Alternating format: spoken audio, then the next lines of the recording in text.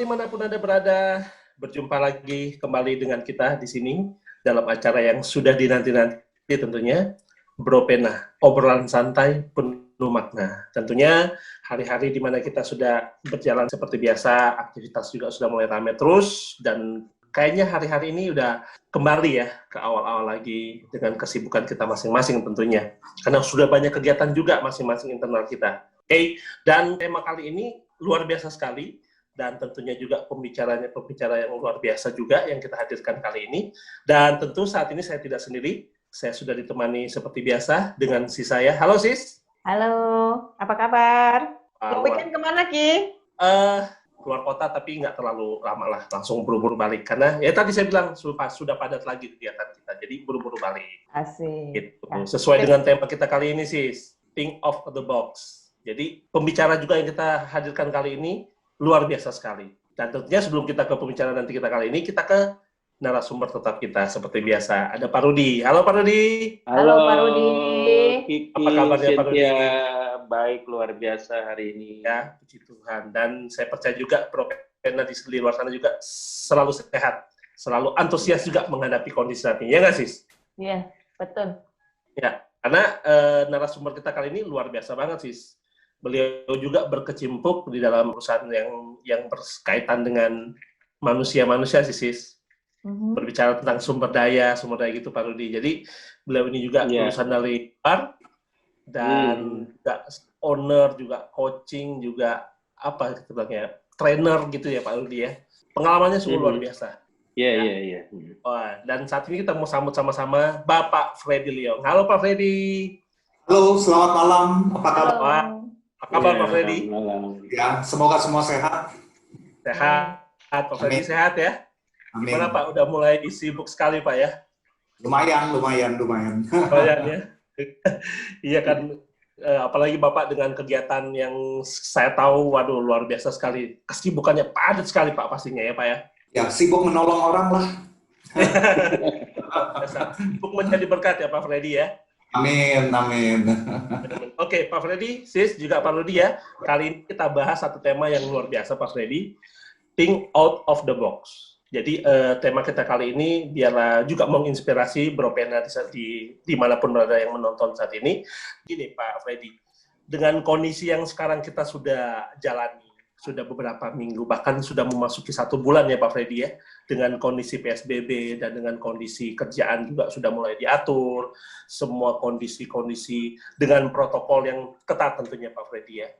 Nah tentunya di saat ini kita pengen tahu nih Pak Freddy, sebenarnya think out of the box itu simpelnya seperti apa sih Pak ya? Oke, out of the box artinya, kalau mau pakai bahasa sehari-hari adalah cara berpikir yang di luar kebiasaan, cara berpikir di luar rutinitas, cara berpikir yang berbeda karena adanya trigger atau pemicu dari eksternal. Ya, jadi selama eksternal ini nggak mengalami banyak perubahan, ya kita boleh menggunakan thinking pattern atau pola pikir yang sama. Tapi ketika eksternal ini sudah sangat berbeda, nah ini kan kita perlu berpikir berbeda, kita perlu berpikir yang tidak sama. Ya, jadi ini semua memang main di alam pikiran. Ya, jadi simpelnya itu sih sebetulnya. Jadi kalau pakai bahasa Betawi nih, cara berbeda nggak nih? Lu mikirnya berbeda nggak nih? Atau masih sama? Nah, kira-kira gitu. Kalau mau simpelnya ya. Ya, artinya keadaan mempengaruhi nggak di situ, Pak? Orang mau thinking out of the box karena apa? Biasanya karena trigger dari eksternal, pemicu dari luar. Ya, saya sampaikan ketika saya dengan klien saya. Ketika Anda punya produk, kalau Anda jualan apapun, Anda jualan, kalau Anda punya produk itu laku, Anda lebih banyak daripada stok yang ada, Anda nggak usah banyak mikir. Betul. Anda tinggal dapat minta orang-orang order Anda udah bisa jualan. Tapi ketika penjualan Anda sulit, ketika tantangan ekonomi muncul, karena kalau kompetisi itu semakin ketat, maka kita mesti berpikir. Thinking out of the box, namanya juga thinking. Nah, pertanyaannya kita menggunakan kita punya otak apa enggak? Kita menggunakan kita punya brain apa enggak? Di dalam kita menghadapi perubahan-perubahan ini. Ya. Nah, jadi kalau situasinya semakin sulit, semakin kita mesti berpikirnya berbeda.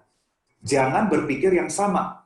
Karena menghadapi tantangan yang berbeda, tidak bisa menggunakan cara berpikir yang sama. Intinya begitu. Artinya kita juga nggak bisa menjadikan pengalaman yang kemarin itu sebagai acuan untuk kita berpikir ke depan. Gitu, Pak? Ya, Kurang lebih. kita boleh evaluasi pola pikir kita yang lalu masih berlaku nggak untuk sekarang dan ke depan. Kita boleh evaluasi. Tapi ketika ini udah nggak match, udah nggak cocok, kita mesti berubah. Ya, kita mesti mengalami perubahan. Nah, hampir 4 bulan ini ya ketika PSBB, saya banyak sekali melakukan coaching online lewat Zoom. Itu betul-betul saya banyak men-challenge saya punya klien, cara berpikirnya. Mindset-nya dulu nih di-challenge nih. Apakah asumsi yang Anda pakai masih sama? Apakah sudut pandang Anda di dalam cari duit itu masih berlaku nggak sudut pandang itu? Menarik nih Pak. Nanti related dengan kondisi sekarang ya Pak ya, dengan kondisi COVID gitu ya Pak. Mengapa kita harus berpikir think out of the box itu perlu gitu loh Pak? Yang pertama ya, gara-gara si COVID nih, gara-gara si COVID. Iya, benar Pak. COVID. Ya, ini nyalain si COVID nih. Itu mengubah banyak hal. Yang pertama ya, consumer behavior udah berubah. Perilaku konsumennya udah berubah. Tuntutan konsumen udah berubah. Ini kalau saya mau bahas 2 topik ini aja, kita bisa ketemu 2-3 kali. Betul. Ini topiknya udah berbeda lagi. Betul. Ya. Kemudian ancamannya udah berbeda. Pertanyaannya kalau konsumen berubah, tuntutannya berubah, ancamannya udah berbeda, apakah cara kerja kita masih sama? Nah, Bapak Ibu, ciri-cirinya ya, bahwa kita bahaya banget kalau kita masih pakai cara berpikir yang sama. Ciri-cirinya apa? Indikatornya apa? Income kita mulai tergerus. Penghasilan kita udah mulai terkoreksi dalam. Ya, bisnis kita udah mulai terganggu. Nah, itu berarti kita udah nggak bisa pakai cara berpikir yang sama lagi. Ya. Keluar dari kotak yang selama ini kita pakai. Kotaknya itu udah kita lempar aja deh. Bukan off the box lagi. Ya, forget about the box. Mungkin kita udah pakai the box lagi, kita pakai ember malah. Udah big wadahnya. Mungkin salah satunya itu sekarang ini kan banyak tuh Pak, mendadak ibu rumah tangga, jualan online. Itu termasuk nggak sih Pak, think out of the box-nya? Oh iya, betul. Orang jadi berpikir kreatif ya Pak ya? Survival mode-nya kita, manusia itu punya survival mode. Ya, betul. Kita punya otak kita nih, saya sedikit sharing tentang otak ya. Otak kita ada 3 bagian utama. Ada yang namanya reptile brain. Itu reptil binatang gitu. Reptile brain itu bereaksi karena ada ancaman. Kita punya reaksi untuk kita mau survive, itu reptile brain. Lalu kita punya otak lagi bagian yang kedua, kita sebut dengan limbic brain. Limbic brain itu kita bereaksi karena kita senang, nggak senang, suka, sedih, atau nggak sedih. Itu limbic brain. Nah, tetapi yang terlebih lagi kita punya neocortex. Neocortex itu kita pakai logika, cara kreatifnya. Kita pakai cara berpikir konsepnya. Nah, sering kita berpikir tuh hanya menggunakan limbik, emosi, perasaan. Kita punya tindakan, perasaan kita lebih main. Contohnya, orang sekarang lagi kena PHK, bisnis lagi down segala macam, perasaan main banget tuh. Kita pakai limbik brain kita terus, kita akan stres loh. Pakai limbik brain. Nah, Tuhan udah kasih kita neocortex. Dipakai neocortexnya, kita lakukan analisa. Lihat dari sisi besarnya, apa yang kita bisa lakukan. Banyak emak-emak nih, ibu-ibu, ketika dalam masa PSBB ini, survival mode-nya keluar, brain-nya keluar, untuk bagaimana ngamanin ekonomi keluarga. Nah, lalu neocortex-nya pakai, puter otak, bagaimana bisa dapat duit, jualan. Ya, saya yang nggak pernah jualan, ya dia tipikal bukan orang sales, orang ibu rumah tangga, tiba-tiba dia bisa jualan begitu banyak item barang gitu, yang saya juga terkaget-kaget. Nah, ini salah satu contoh. Kita pakai survival mode kita, tapi terlebih lagi neocortex-nya. Yang kita tuh dipakainya. Jangan hanya pasrah, menyalahkan nasib. Nah, itu limbic brain banget. Hewan pun pakai limbic brain. Nah, manusia bedanya dengan hewan, kita punya neocortex. Berarti kan kalau kita lihat dalam kondisi sekarang ini Pak, kan kondisi COVID ya, terdiri dari 2. Ada orang yang mau maju, yang tadi bisa berpikir untuk jualan lah apa gitu ya Pak. Ada juga yang mungkin dia pasrah, aduh saya nggak bisa apa-apa. Nah, gimana caranya kita ini Pak untuk misalnya kita ketemu dengan orang sekitar yang pesimis ya Pak dalam arti supaya mereka mau gitu think of the box-nya itu berlaku untuk hidupnya dia itu gimana? Ini sih kalau kita ngomong praktek ya, saya lihat situasi praktek lah. Saya banyak nih, tapi saya lihatnya praktek kan. Begini loh, orang kalau udah kepepet, kan muncul kan the power of kepepet kan. Betul ya. Survival mode-nya kan muncul, the power of kepepet. Anak mesti kasih makan loh, mesti biaya sekolah loh. Ketika kita mengalami kepepet kayak begini, biasa ini kalau orang yang punya rasa tanggung jawab, dia akan cari berbagai cara bagaimana cari duit. Ratusan ibu-ibu rumah tangga tiba-tiba dalam 4 bulan ini jualan yang tadinya nggak pernah jualan. Ini yang pertama. Yang kedua, seringkali tiap orang kan beda-beda ya. Ada yang semangat juangnya tinggi, ada yang semangat juangnya rendah. Betul. Bilang, aduh saya nggak bisa jualan. Oleh karena itu, saudara, kita nggak pernah bisa sendirian. Manusia itu survival mode-nya salah satu ya. Kita butuh bantuan orang lain karena kita diciptakan fiturnya kita ya. Kita adalah makhluk sosial. Jadi ketika kita mengalami susah, itu bagus kita punya rekan, kita punya teman yang bisa dukung kita. Makanya kenapa di firman Tuhan mengatakan 2-3 orang berdoa dan sepakat, maka kuasa Tuhan akan kerja. Wow. Nah, betulnya saudara, ketika dalam kondisi yang kayak begini kritis sih, saudara kita jangan sendirian. Kita punya teman. Nah, kalau di dalam bahasa bisnis, ya kita mengenal ada yang namanya sebutnya body system. BUDDY, body system. Ini adalah sebuah sistem ketika kita menghadapi bahaya, ketika kita menghadapi perubahan, kita itu partneran dengan yang lain supaya bisa selamat. Oke. Kalau saudara mengenal hobi diving ya, saudara diving di dalam, misalnya di Bunaken ya, mereka juga punya peraturan yang menggunakan body system. Jadi ketika diving ke dalam lautan, mereka nggak boleh sendirian. Saling menjaga, saling memprotek, ya saling memotivasi. Nah, jadi saudara kondisi kayak begini nih, ya kalau kita mau think out of the box, bagaimana mau thinking out of the box? Suntuk di sini, otak bersuntuk, udah stres, udah banyak mengalami tekanan. Oleh karena itu kita butuh bantuan orang lain. Komsel, ya teman kita, itu yang akan menolong kita loh. Nah, lalu yang kedua, saya memperhatikan ya, saya baru minggu lalu memberikan satu rangkaian coaching kepada grup salah satu developer terkenal di Indonesia, itu 6 hari berturut-turut, Senin sampai Sabtu. Itu kita latih mereka think out of the box. Karena saya punya pengalaman ya Bapak Ibu sekalian, orang bukannya nggak mau maju, orang yang nggak mau berusaha, tapi nggak tahu caranya. Box itu caranya gimana? Perlu di training, mereka perlu belajar caranya. Ditanya gimana? Harus belajar. Bagaimana sih cara berpikir kreatif? Harus belajar. Seringkali itu tidak bisa secara alami keluar, perlu belajar. Nah, menarik nih Sis ya. Iya, menarik banget. Saya juga percaya, saya udah bilang, wah ini sih kasih 1-2 pertanyaan ke Pak Freddy sih, langsung dibabat habis, kita nggak bisa ngomong gitu. Oke, saya mungkin ke Pak Rudi ya. Pak Rudi, menarik tadi Pak Freddy jelaskan entah itu sistem, entah itu pengenalan, entah itu ada beberapa penghalang. Saya tertarik dengan tadi, the power of kepepet, Pak. Nah, kadang kan kita, ya dengan kondisi sekarang, orang di luar sana kan, udah hajar aja ya, siap, biasa gitu ya, Sis ya? Iya, betul. Ini gimana nih Pak Rudi?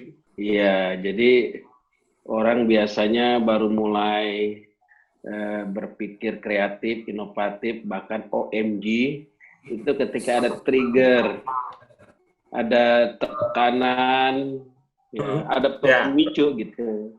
Ya, kalau nggak ada itu ya biasa-biasa aja, sama orang-orang percaya juga begitu biasanya, berpikir yang biasa-biasa saja. Tapi ketika ada pemicu, ada tekanan, baru mereka mulai berpikir yang berbeda lah, di luar dari kebiasaan. Ya. Nah biasanya kalau buat kita nih, dari sisi kebenaran orang percaya itu, kalau kita bisa berpikir yang berbeda di luar kebiasaan, biasanya memang mereka-mereka yang sudah mengalami perubahan akal budi, yaitu kan berubah paradigmanya, mindsetnya itu berubah. Nah, ada ayatnya itu kan di dalam Roma 12 ayat 2, jangan kamu serupa dengan dunia. Artinya nggak boleh sama dengan keadaan dunia. Nggak boleh berpikir yang sama dengan orang-orang yang dunia, yang biasa. Tapi berubahlah akal budimu, ya. Cara berpikir, perasaannya, keinginannya, itu harus mengalami perubahan paradigma, mindset itu, ya, sehingga kita nggak lagi sama, ya. Dan kita yang kedua adalah kita harus meminta hikmat dari Tuhan.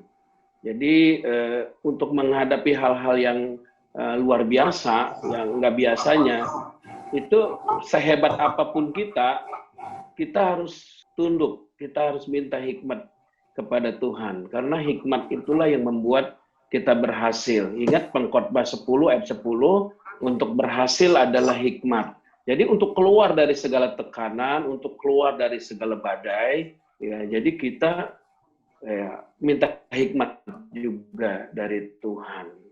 Dan yang ketiga, kita harus dapat pewahyuan. Ya, dapat pewahyuan itu sesuatu yang nggak dapat dari kita. Itu pewahyuan itu biasanya dari atas, ya, dari Tuhan.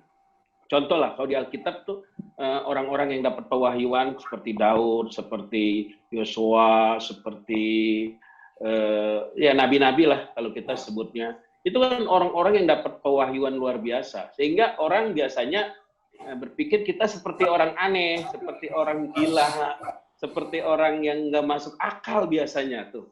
Ya dalam menghadapi tekanan itu. Contoh misalkan Nuh ya. Nuh itu nggak masuk akal ketika dia mau buat bahtera di atas bukit, ya kan. Sedangkan di Israel itu atau di Timur Tengah itu jarang sekali hujan. Orang-orang berpikir wah ini orang gila, orang aneh, bikin bahtera kok di atas bukit, bagaimana nuruninnya ke laut atau ke sungai? Wah, ini repot dan ukurannya nggak masuk akal. Nah itulah orang-orang yang tadi Pak Freddy yang bilang yang berpikir di luar kebiasaan. Biasanya mereka itu ya punya hikmat Tuhan, dapat pewahyuan, dan yang ketiga memang orang ini yang paradigmanya sudah berubah daripada orang-orang biasanya. Kira-kira begitu sih. Luar biasa kalau dari Pak Rudi. Langsung ya. Contohnya langsung nyata gitu kan, langsung real. Oke. Kita balik lagi nih ke Pak Freddy ya, Ki. Yep. Pak Freddy, kadang kan ada beberapa orang yang sepertinya itu kayak mentok ya. Ibaratnya dia nggak tahu mau ngapa-ngapain gitu. Sampai mereka berpikir, aduh saya nggak bisa. Terus kita kasih masukan, nggak bisa, saya nggak bisa. Itu kira-kira apa yang ngalamin? Oke. Kita semua termasuk saya, kita mesti punya satu prinsip begini loh. Yang pertama, setiap kita itu punya kepintaran. Tuhan sudah memberikan kita semua kepintaran, kecuali kita memang dilahirkan otak kita cacat ya. Yang kedua, kita punya potensi. Ini kita harus punya belief itu. Kita punya potensi. Yang ketiga, kita punya pengalaman di masa lalu. Kita punya keterampilan-keterampilan yang kita mungkin sudah kita praktekkan. Yang keempat, kita punya network, kita punya teman, kita punya sahabat. Jadi saudara, ketika kita lagi ngalamin mentok, prinsip yang saya sering banyak share adalah menggunakan prinsip 5 roti 2 ikan. Yesus ketika ditanya bagaimana nih memberikan makanan kepada ribuan orang, murid-muridnya panik. Udah sore hari. Yesus cuma bilang, apa yang kamu punya? Nah, jadi saudara, realitanya dalam kondisi kayak gini, kita mesti tanya dulu diri kita, apa yang kita punya? Ya, kalau kita di dunia, kalau saya di dunia consulting, itu yang saya akan korek, apa yang saudara punya? Saudara punya kepintaran apa? Saudara punya pengalaman apa? Saudara punya siapa? Saudara punya skill apa? Kemudian dari situ kita jabarin lagi. Jadi jangan berpikir apa yang kita nggak punya. Misalnya contoh ya, waduh saya nggak punya uang. Kalau saudara nggak punya uang, saudara punya apa? Out of the box-nya kan itu, jangan fokus kepada yang saya punya. Tapi fokus kepada yang kita punya. Jangan fokus kepada yang kita tidak bisa. Yang kita bisa apa?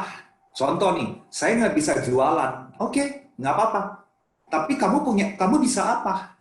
Kamu bisa berusaha kan? Kamu bisa belajar kan? Kamu belum bisa, tapi kamu bisa belajar kan?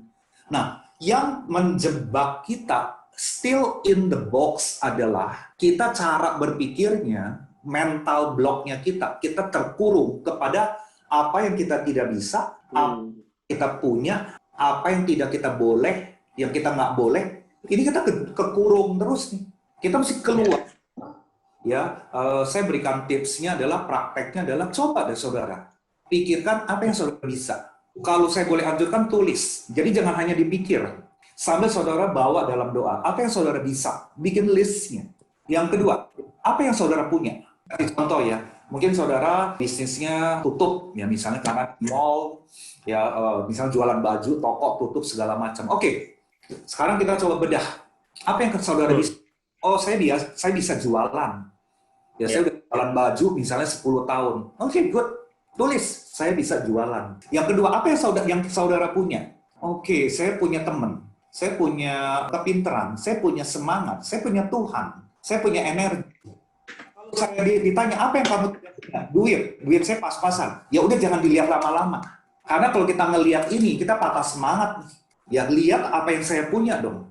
5 roti 2 ikan itu kita pakai prinsipnya. Nah, jadi ketika kita breakdown ini, apalagi cara berpikir kita itu dituntun oleh teman kita bantu korek, saudara, maka creative thinking-nya nanti akan muncul deh. Akan muncul, dan saudara dicatat di daftar ini yang saudara doakan. Ya semoga kita ketemu jalan keluarnya, kita ketemu hikmatnya tuh saudara. Yang kita buntu, yang membuat kita punya pikiran itu buntu adalah karena kita fokus kepada sisi negatifnya. Yang tidak saya bisa, yang saya tidak boleh, yang saya tidak mampu, yang saya tidak punya. Ketika saya fokus kepada ini semua, keblok semua Bapak Ibu. Luar biasa. Ya, kayak Wah, begitu. menarik ya. Apalagi tadi ada apa? Kisah 5 roti 2 ikan. Ya, kita mau balik lagi nih ke Pak Rudi nih. Pak Rudi. Pak Rudi. Iya, berarti dari dulu nih Pak Rudi, sebenarnya Tuhan tuh udah ngajarin kita untuk think out of the box ya Pak Rudi ya. Tadi ada 5 roti 2 ikan, Pak Rudi bilang kalau kayak perkawinan di Kana, benar nggak Pak Rudi? Nah, gimana tuh Pak Rudi, caranya agar kita nih orang percaya bisa dapetin hikmat dari Tuhan. Sehingga kita bisa juga gitu, meneladani Tuhan dengan kisah-kisah yang di Alkitab gitu Pak Rudi. Ya, kuncinya memang buat orang percaya itu iman. Iman itu dasar atau pondasi kita untuk kita bisa melangkah bergerak ke depan. Tanpa iman, kita nggak akan bisa bertahan. Iman itu akses atau pintu masuk kepada kasih karunia. Iman itu juga ya kita dibenarkan juga karena iman, ya kan? Jadi penting sekali langkah pertama ya kita harus punya iman, kepercayaan, dan kita harus bertekun dalam iman. Itu prinsip yang pertama yang luar biasa. Tadi Pak Freddy bilang ya kita semua orang diberi potensi lah, diberi bakat sama Tuhan, tapi hal itu juga harus dimaksimalkan, harus dibangun. Ya, semua orang diberi, semua orang percaya maupun nggak percaya, yang namanya potensi, yang namanya bakat itu dikasih sama Tuhan. Beda kalau karunia itu dikasih sama Tuhan tuh buat orang percaya. Tapi kalau bakat, potensi itu diberi sama Tuhan kepada semua orang. Jadi buat kita ya orang percaya, iman, nah bagaimana juga memaksimalkan potensi yang ada, terus dibangun dengan apa? Tentunya dengan kesetiaan dan ketaatan. Karena waktu kita juga ingat 5 talenta, ada 2, ada 1, nah, yang 5 menghasilkan 5, yang 2 menghasilkan 2, yang 1 itu dikubur, ya, nggak dimaksimalkan. Sehingga apa? Yang 1 itu ya yang nggak dimaksimalkan, yang dipendam, dikasih kepada yang 5, bukan yang 2 loh, dikasih kepada yang 5. Ini apa artinya? Artinya bahwa orang mempercayakan kepada kita itu orang yang punya kapasitas, kemampuan, potensi yang besar. Nah, bagaimana yang 5 bisa menghasilkan yang 5? Dia itu setia, mengelola yang benar. Nah, jadi dimulai dari iman, keyakinan, ketekunan kita, terus kita potensi yang ada terus kita maksimalkan, dan kemudian kita tetap setia, taat mengelola apa yang dipercayakan Tuhan. Nah, tadi Pak Freddy sudah sangat jelas, saya nggak mau singgung, ya banyak juga tembok-tembok, blok-blok yang membuat orang ketika ada tekanan, ada masalah itu nggak berdaya. Nah, karena ya mereka sekali lagi tidak melihat potensinya, ya tidak mempercayakan Tuhan yang ada di dalam hidupnya, dia nggak mau setia dengan perkara yang kecil, Nah, orang setiap perkara kecil bisa diberi tanggung jawab yang lebih besar. Nah, Pak Rudi, tadi kan iman ya Pak Rudi. Gimana sih Pak Rudi kita bisa menjaga iman kita tetap, misalnya tetap on fire lah. Kadang-kadang kan gini ya Pak Rudi, kalau kita ngomong think of the box ya, misalnya lah contoh saya lagi ngandai-ngandai, saya disuruh, saya ketika dalam kondisi kepepet, oke, saya coba nih jual masakan, kan belum tentu langsung berhasil Pak Rudi. betul. Nah, ketika saya gagal nih bukan gagal lah, ketika mungkin nggak ada nih yang beli, pasti kan ada, ini bener nggak ya jalan dari Tuhan? Padahal saya udah doa loh, pada kondisi kepepet gitu. Terus bikin lagi roti mungkin ya Pak Rudi. Nah, terus kemudian bikin roti juga sama nih, belum ada nih, saya tunggu seminggu, 2 minggu, nggak ada nih yang beli gitu Pak Rudi. Nah, untuk ngejaga iman ini kayak gimana sih Pak Rudi, ada tipsnya? Menjaga iman kita memang harus dijaga tuh sampai akhir. Kalau Paulus bilang jaga iman tuh sampai garis akhir. Nah, kalau dalam usaha, pekerjaan, kita seringkali gagal. Memang banyakan yang gagalnya sama yang berhasil. Yang gagal bisa 90%, yang berhasil 10%. Makanya kita perlu, tadi Pak Freddy Leong bilang, kita perlu teman, kita perlu pementoran. Kalau di gereja perlu pemurid yang ketika kita mengalami gagal, mengalami tidak berhasil gitu ya, ada teman ya yang mengguide kita, menuntun kita, karena pasti kalau orang yang nuntun kita, mengguide kita, dia udah orang yang berpengalaman, orang yang berhasil. Sehingga ketika kita menghadapi kegagalan-kegagalan, kalau ada yang nuntun, ada yang bawa kita, itu biasanya lebih mudah, lebih gampang. Ya, karena orang yang nuntun udah tahu jalan itu, ya, keberhasilan, kesuksesannya. Iya, jadi iman kita tadi gimana kita bisa bertahan, mempercayai Tuhan sepenuh hati kita. Ya, kita harus menanti-nantikan Tuhan. Menanti-nantikan Tuhan tuh bukan nunggu loh. Orang sering kali menerjemahkan menanti-nantikan Tuhan tuh nunggu. Bukan, menanti-nantikan Tuhan tuh mempercayai Dia sepenuh hati, bergantung kepada Tuhan juga sepenuhnya, menaruh harapan kita kepada Tuhan sepenuhnya. Tapi kita juga harus bergerak dengan potensi yang ada, yang dipercayakan kepada kita dengan setia dan taat tentunya. Wah, jadi gitu sih. Luar biasa. Taat sih. Iya. Saya bilangnya sih, dan Bro Pena juga pasti mendengarkan tentang ini. Oke, mungkin ke Pak Freddy. Pak Freddy, kita sudah mau selesai di Pena Story kali ini. Cuman ada satu, mungkin bisa juga closing statement Pak Freddy ya. Kalau saat kita think out of the box itu, dan kita sudah menjalaninya, kita sudah melakukannya, tapi hasilnya berbeda Pak. Ini gimana nih Pak? Ini pengalaman pribadi aja sih ya buat saya ya. Yang paling utama think out of the box itu adalah kita berakar di dalam firman Tuhan. Itu yang paling penting. Itu yang paling penting. Berakar di firman Tuhan. Kita harus ada tenggelam di dalam firman Tuhan. Karena firman Tuhan itu adalah sumber hikmat. Amsal 22 ayat 4 itu adalah pegangan saya. Ya, sekarang kerendahan hati dan takut akan Tuhan adalah kekayaan, kehormatan, dan kehidupan. Aku bilang sama Tuhan, saya mau kaya dengan hikmat-Mu Tuhan. Bukan hikmat saya sebagai manusia. Nah, tadi Pak Rudi udah sampaikan ya, saya cuma mengulang kembali yang saya simpulkan. Jadi yang paling utama ini adalah utama di atas segala hal utama maupun logika manusia adalah ayo kita masuk ke dalam spiritual world, bukan hanya mengandalkan alam fisik, alam kepintaran kita, logika kita, teman kita, tapi kita masuk ke alam roh. Itu yang paling utama. Yang kedua, ya tadi saya udah share, yang kedua kita udah punya kepintaran, Tuhan udah kasih kita kepandaian segala macam, tapi kita perlu belajar masuk into the unknown, ya, ada masuk ke dalam era yang sangat berbeda. Ini kita perlu belajar hal-hal baru. Nah, saudara, jangan berhenti belajar. Nah, saudara bisa belajar dengan pemurid saudara. Saudara bisa belajar lewat training, lewat YouTube. Sekarang banyak sekali menawarkan ya hal yang baru. Training Pak Fred juga. Ikut YouTube saya banyak tips-tips yang ada di channel YouTube saya. Kalau saudara mau keluar dari kotak pikiran saudara mesti dapat hal-hal baru, belajar hal-hal baru. Yang ketiga, ketika gagal, belajar lagi. Ketika gagal, belajar lagi. Nah, saudara, dalam praktek, poin ketiganya kadang-kadang kita jadi patah semangat, kita kok gagal melulu, belum ada hasil. Disitulah teman kita butuhkan, pemurid kita butuhkan, teman kompak kita butuhkan, supaya kita dapat energinya lagi untuk mau berjuang lagi. Nah, siklus 3 hal ini, ya, up ke atasnya, kita belajar, kita terus ke Tuhan, in-nya kita masukkan ilmu baru, baru, out-nya kita coba lagi, dan kita teman kita untuk kita berjuang, sehingga pola 1, 2, dan 3 itu sebuah siklus yang tidak boleh berhenti. Ya, itu tips singkatnya sih ya, prakteknya seperti itu ya Pak ya. Wow. Luar biasa sis. Bro Pena kita kali ini pasti mendapatkan info yang luar biasa banget ya. 3 poin kita udah pasti betul bergaul kali sama Tuhan udah pasti. Artinya apa pasti tanya Tuhan, minta hikmat Tuhan. Kedua itu belajar terus sis.